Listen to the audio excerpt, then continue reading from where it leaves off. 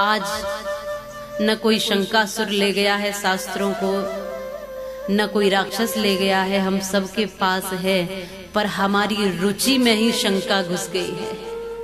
वो शंकासुर नहीं था, वो शंका हमारे भीतर है। हम शास्त्र पढ़ते नहीं है, शास्त्रों का अध्ययन नहीं करते, शास्त्रों का श्रवण नहीं करते, शास्त्र जो पढ़ाते हैं उनके साथ नहीं बैठते, उनके नजदीक नहीं बैठते, और दूर दूर से पाश्चात्य सभ्यता से कुछ सीखा, यहाँ से कुछ सीखा, और वो सीख करके हम अपने ही शास्त्रों को आरोपित करते हैं, अपने ही ज्ञान को आरोपित करते हैं, अपनी ही संस्कृति को छोटा समझते हैं, अपने ही तौर तरीकों को कमजोर समझते हैं, अपनी ही वेशभूषा का मजाक बनाते हैं, अपने ही सभ्यता को हम पहचान नहीं पाते हैं, क्योंकि हमने जो सीखा अपने से नहीं सीखा, हमने गैरों से सीख लिया,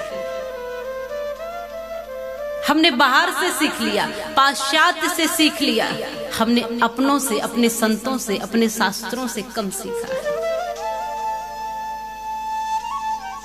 वेद जीवन का संविधान है। जैसे देश को चलाने के लिए एक संविधान बनाया गया, उस संविधान में कुछ नियम लागू किए, और उन नियम को, उन तौर तरीकों को, उस व्यवस्था को हमें सबको मानना पड़ता है।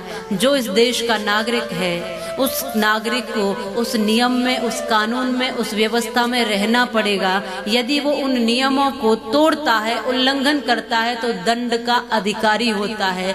वैसे ही जैसे समाज और देश को चलाने के लिए एक संविधान है, वैसे ही जीवन को चलाने के लिए भी हमारे ऋषियों ने एक संविधान बनाया।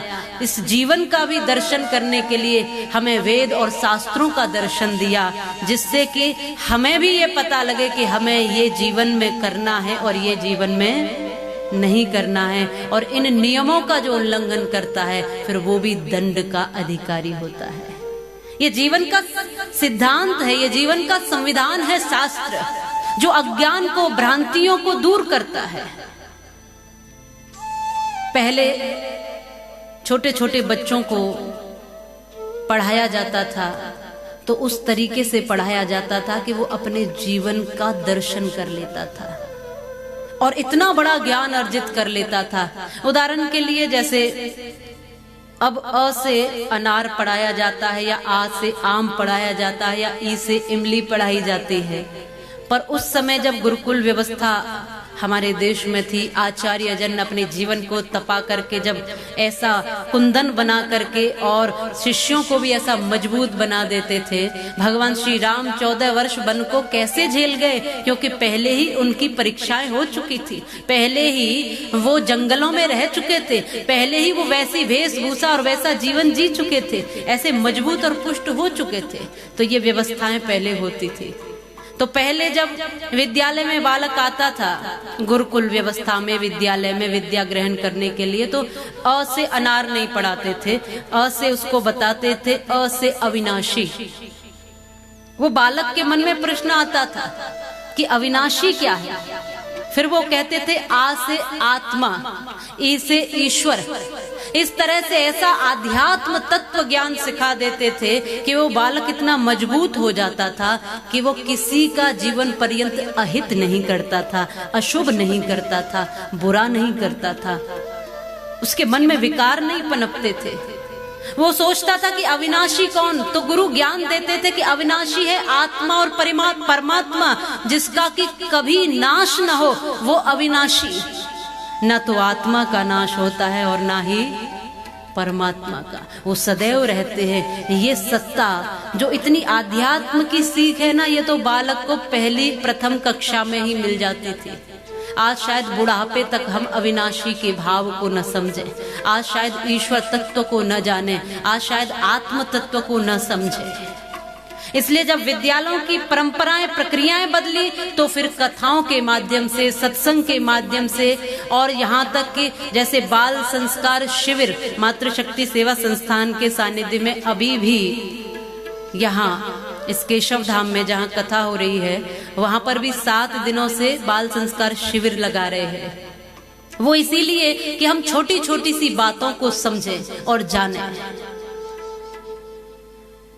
बहुत छोटी सी बात है, लेकिन बहुत जीवन के लिए उपयोगी बात है। कथाओं के माध्यम से और अनेकों आयोजनों के माध्यम से आप तक फिर वही ज्ञान कभी दृष्टांतों के रूप में, कभी कविताओं के रूप में, कभी भजनों के रूप में अलग अलग ढंग से, अलग अलग तरीके से पहुंचाया जाता है। कैसे तो समझे, कोई कैसे तो समझे, जिसको जैसा समझ में आए, जिस तरीके से समझ में आए। किसी को गा करके समझ में आ जाता है, जैसे ईश्वर किसी ने गा करके प्राप्त कर लिया, किसी ने ध्यान करके प्राप्त किया, किसी ने समाधिष्ट होकर प्राप्त किया, किसी ने मीरा जैसे नृत्य करके और अपने गोपाल को भीतर बिठा लिया, तो किसी ने अपने बाल गोविंद के लिए लिख करके उसको प्राप्त कर लिया। इतना मीठा मीठा लिखा के हृदय ही सागर बन गया। तो अनेक तरीके जैसे उसको पाने के लिए हैं, वैसे ही अनेक तरीकों से उसी ज्ञान को आप तक पहुंचाया जाता है। अनेक कथाओं के माध्यम से, अनेक श्रेष्ठ विद्वानों के माध्यम से। हरि अनंत हरि कथा अनंता, और कहीं सुनहि बहु विधि सब संता।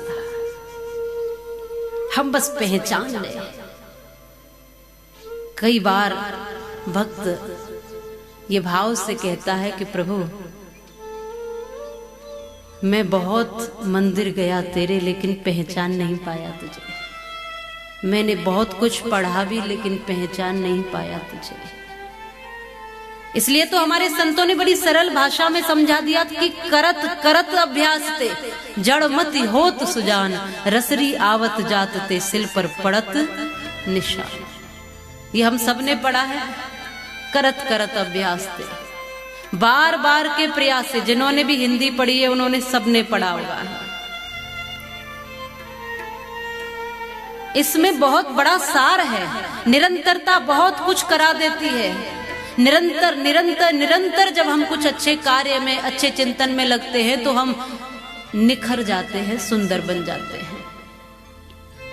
और उस बालक के भाव से वो जीवात्मा फिर उस परमात्मा को प्राप्त करने के लिए और बार बार कहता है, प्रभु मैं आपको पहचान नहीं पाया, आप सामने ही थे। वो कहते हैं नामदेव ने रोटियां बनाई, बना के रखी ही थी कि कुत्ता आ गया। कुत्ता रोटियां लेकर के मुंह में दबाकर भागने लगा तो नामदेव उसके पीछे पीछे दौड़ने लगे। डंडा लेकर नहीं दौड़े थे, घी का कटोरा लिए दौड़ रहे थे। और घी का कटोरा लेकर दौड़े जा रहे हैं और कहते हैं, प्रभु रूखी तो न खाओ, अरे घी तो लेते जाओ। तुमने शकल बनाई कैसी स्वान की, और मुझे ओढ़नी उड़ा दी इंसान की। हे प्रभु, और उनको उसमें दर्शन हो गया। सिया राम मैं सब जग जानी, करहु प्रणाम जोर जोर पाए। जाकी रही भावना जैसी, प्रभु मूरत देखी तिन तैसी।